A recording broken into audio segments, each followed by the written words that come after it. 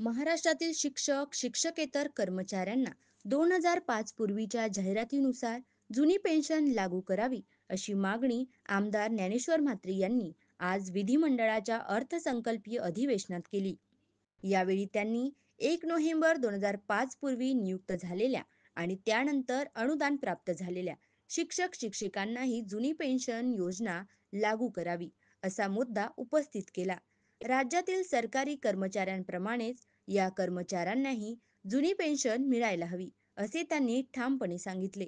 आमदार ज्ञानेश्वर म्हात्रे यांनी हा विषय विधिमंडळात मांडला असून राज्य सरकार यावर कोणता निर्णय घेत आहे याकडे शिक्षक आणि शिक्षकेतर कर्मचाऱ्यांचे लक्ष लागले आहे.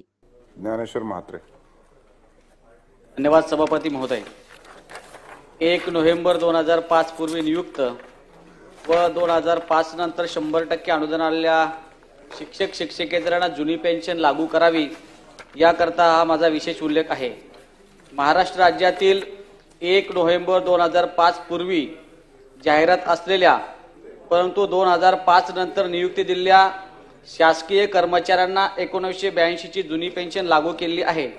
मात्र विना अनुदानित अंशतः अनुदानित नेमणूक असलेल्या 26,000 शिक्षक शिक्षकेतरांना 2005 पूर्वीची जाहिरात व नियुक्ती असताना शासनाने 1982 ची जुनी पेन्शन योजना लागू केलेली नाही. त्यामुळे शिक्षक शिक्षकेतरांना अन्याय झाल्याचे दिसून येत आहे. सध्या परिस्थितीमध्ये शासनाने पेन्शन लागू करण्यासंदर्भात एक तपासणी समिती तयार केली होती. सदर समितीचा अहवाल